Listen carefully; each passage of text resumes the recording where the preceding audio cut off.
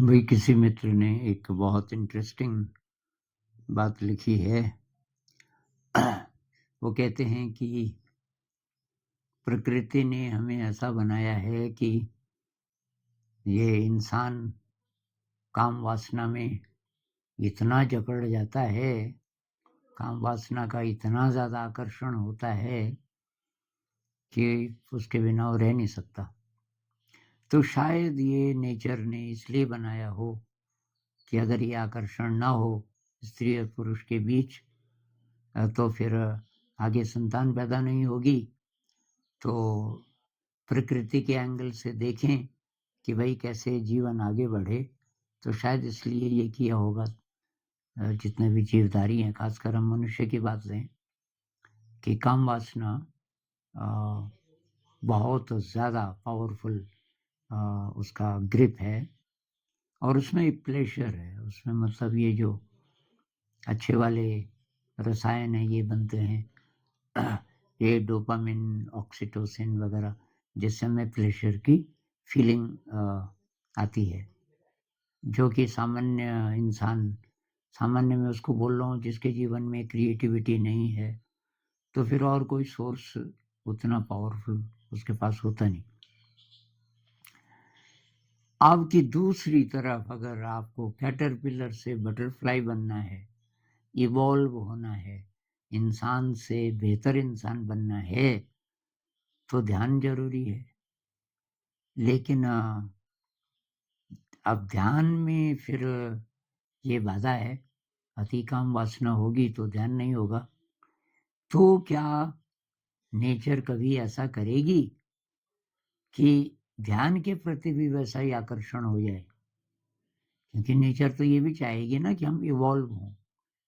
Nature के ये दो बातें होंगी। एक तो नेचर ये चाहती है कि संतान हो, कोई भी स्पीशी अब आगे बढ़े, लेकिन इंसान के लिए तो विशेष रूप से नेचर का ये होना चाहिए कि ये भाई आगे बढ़े, इवॉल्व हो, ध्यान करें।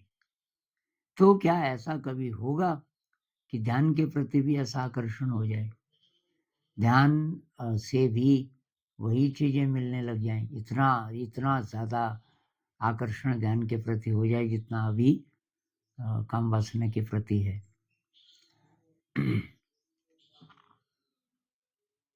ये सवाल किसी ने कुछ ऐसा कृष्णमूर्ति जी से पूछा था कि भाई आपको तो अनुभव है नहीं ये स्त्री से शारीरिक प्रेम का, तो आप उससे वंचित रह गए क्या? ऐसा लगता है आपको? कृष्णमूर्ति जी ने कहा, सर, ये मेडिटेशन में जो प्लेजर आपको मिलता है, जो एक्सटेसी की फीलिंग आपको मिलती है, वो अगर आपको पता होती तो ये सवाल आप कभी नहीं पूछते।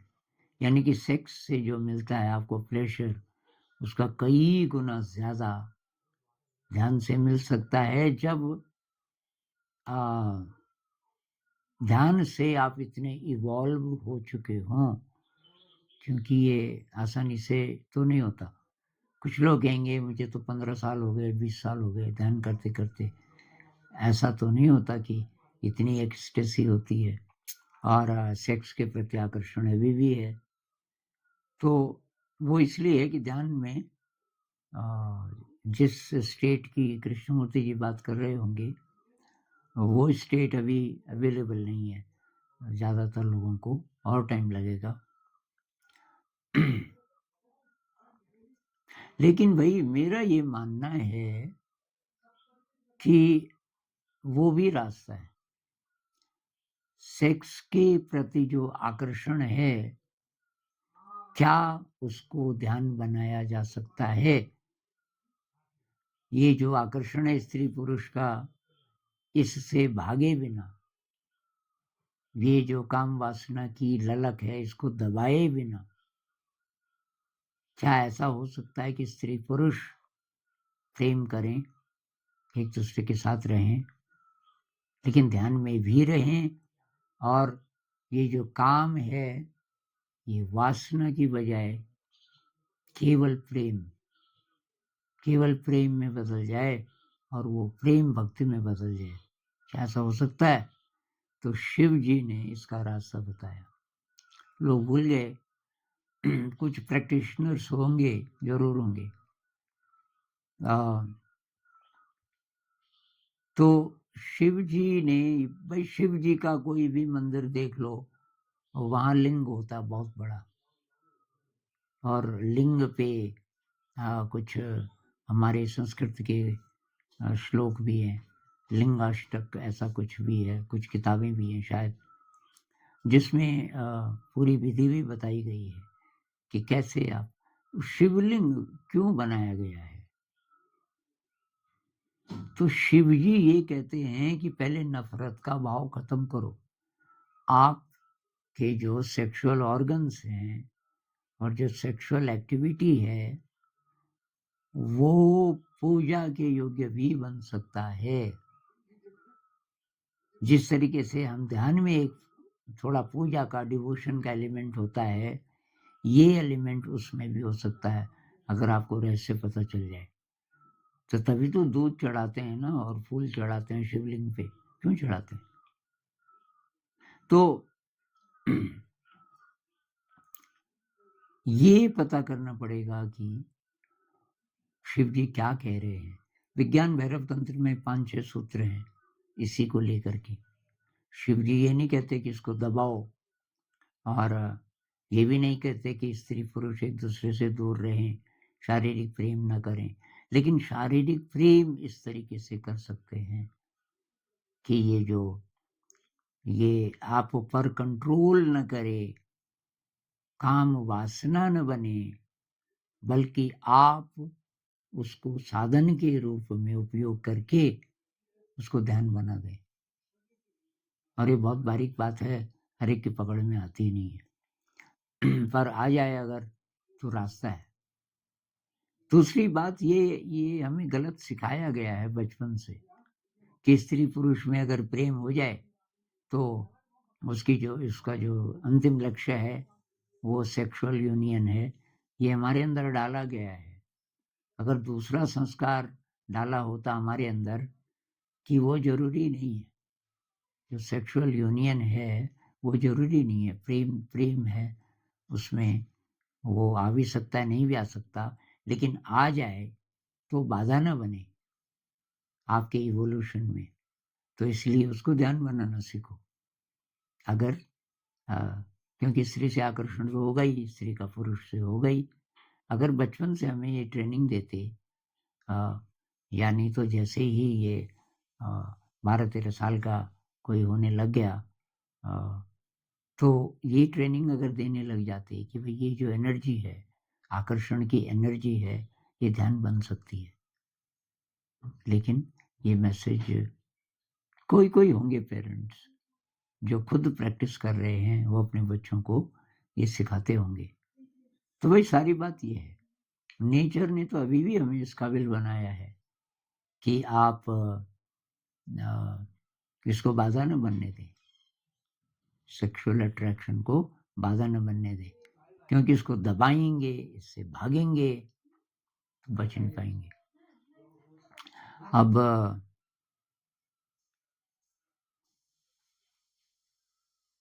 इसके लिए आपको गाइडेंस कहाँ से मिलेगी? कहीं से मिले तो ठीक, नहीं मिले तो विज्ञान भैरव तंत्र पढ़िए और समझिए कि क्या है उसमें लिखा हुआ, और फिर उस पर आगे काम कीजिए। ये टॉपिक ऐसा है भाई, इसमें बहुत बारीकी से बोला नहीं जा सकता।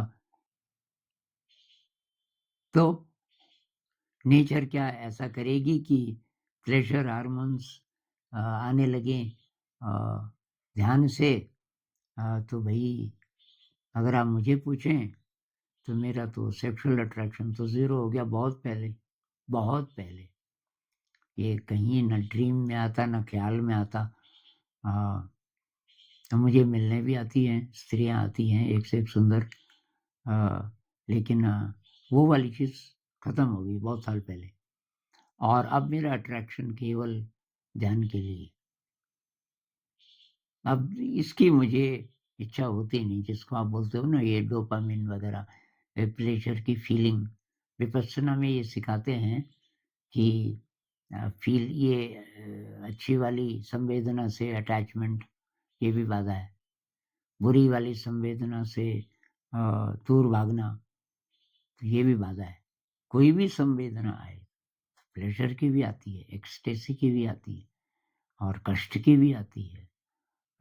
कोई भी आ जाए, कोई बात नहीं, उसको एक्सेप्ट करो, आने दो और जाने दो।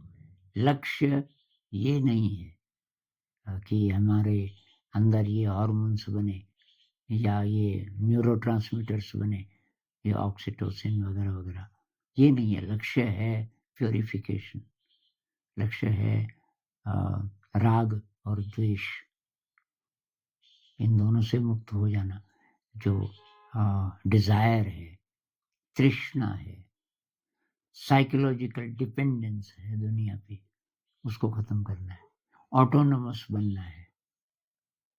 तो उसका यही रास्ता है, ध्यान ही है। और इसमें जो रस है, अभी मैं कहूँगा कि सबसे बड़ा जो रस है वो शांत रस है। शांत, मंत्रों के अंत में तभी तो बोलते हैं ओम शांति शांति। शांति, तो शांति की फीलिंग आती है। ध्यान का ध्यान आते ही थोड़ा-सा मन इधर-उधर चला गया, जैसे ही फिर ध्यान की याद आती है, तो ध्यान होने लगता है और आप जब बैठ जाते हो, तो वो शांति की फीलिंग आती है, जो मेरे ख्याल से सबसे बड़ी है। तो रास्ता तो है भई, रास्ता है, कौन उस पे चल पाएगा? ये कहना बहुत मुश्किल है। बहुत कठिन है डगर पनघट की। वो है ना, अब क्या लाऊँ मैं जल भर मटकी, बहुत कठिन है डगर, रास्ता बहुत दुर्गम है, बहुत कठिन है, लेकिन एक ही रास्ता है। इवॉल्व होना है तो दूसरा कोई रास्ता नहीं। कैटरपिलर बोले ये ककून बनाना पड़ेगा, और ककून के अंदर बंद उस अंधेरे में, और मैं वहीं मर गया, तो ये तो बहुत डरावना काम है। तो भाई ऑप्शन है, नहीं बना सकते ककून, तो बटरफ्लाई नहीं बनेगा। और अगर दाँव पे लगा दे ज़िंदगी, तो बटरफ्लाई बन सकता है। तो नचिकेता को यमराज बोलता है, क्षुरस्य धारा निशिता दुरत्यया दुर्गम पथ तत् कवयो वदन्ति। दुर्गम पथ है, जो चला इस रास्ते पे उसने यही बोला कि तलवार की धार पर चलने जैसा रास्ता है, बहुत संकरा। तो इधर भी गिरोगे, इधर भी गिरोगे। अंदर के जगत में भी गिर सकते हो, कल्पना जगत में, बाहर के जगत में भी गिर सकते हो, जहाँ डिजायर है, जहाँ कदम कदम पे टेम्पटेशन है। तो चल पाओगे? अगर आप कहते हो नहीं, तो कैटरपिलर ही रहोगे, इवॉल्व नहीं हो सकते। अगर आप कहते हो हाँ, तो फिर तैयार रहो, क्योंकि बाद में ये ना बोलना, जिन ढूंढा तिन पाइया गहरे पानी पैठ, मैं बपुरी डूबन डरी रही किनारे बैठ। कहीं बुढ़ापे में ये बोलो भाई, जिन्होंने ढूंढा उनको तो रत्न मिले, लेकिन मैं तो डूबने से डर गई, मैं किनारे ही बैठी रह गई। किनारे नहीं बैठना यार, गोता लगाओ। और